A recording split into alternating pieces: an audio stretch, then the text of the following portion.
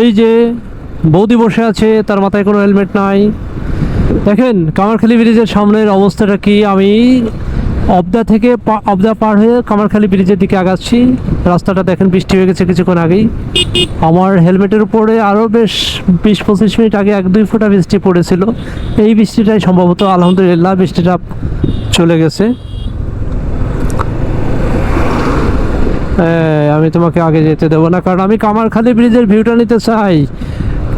গতকাল বলেছিলাম যে দুই সাইডে নদীর পানি দেখে আমার খুব ভালো লাগতেছে। কামারখালী ব্রিজটা আপনারা একটু দেখেন, নদীর পানি দেখেন, এপাশেও পানি দেখেন। আচ্ছা, ব্রিজটা একদম গতকাল আমি ফাঁকা পাইনি, আজকে ফাঁকা পেয়েছি। কামারখালী ব্রিজ এত সুন্দর ব্রিজ, যা আমাদের এই এলাকার মধ্যে এরকম ডিজাইন করা ব্রিজ নাই। ওই সময় সেই অনেক আগের ব্রিজ, ওই সময় যে পরিমাণ মানে প্ল্যান করে ব্রিজটা বানানো হয়েছে, এটা খুবই প্রশংসনীয়, খুব চমৎকার। হ্যাঁ, ব্রিজটা শেষ হয়ে গেল। এই রাস্তাগুলো এখন ভালো না, দেখেন এবড়ো থেবড়ো। আর বৃষ্টি যেহেতু হয়েছে, আমি একটু কন্ট্রোল করে বাইক চালাবো। এই মোড়টা পার হই, বড় একটা রাউন্ড আছে সামনে।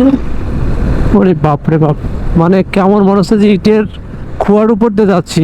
গাড়ি তো মানে ধরে রাখতে পারতেছি না। ইটের খোয়া যেমন থাকে না, সেরকম রাস্তাগুলো সেরকম হয়ে গেছে, আল্লাহ জানে। এরপর আবার বৃষ্টি হয়েছে, এরপরে তো গাড়ি কন্ট্রোল করা খুব ডিফিকাল্ট। ওকে, কালকে এই জিনিসটা আমি দেখেছিলাম, এটা কি কেন বুঝতে পারিনি, যে কামারখালী ব্রিজের উপর, ব্রিজে যাওয়ার আগে যে টোল প্লাজা কিনা এখানে হচ্ছে, পিছনে টোল প্লাজা আছে, টোল প্লাজাটা, বাট এখানে যদি টোল প্লাজা হয় তাহলে তো ব্রিজ পর্যন্ত অনেক সময় জ্যাম শুরু হয়ে যাবে। এই টোল প্লাজা এত দূরে আগানো উচিত হয় নাই। ঈদের সময়গুলো বা কোনো ফাংশনের সময় টোলে অনেক ঝামেলা হয়।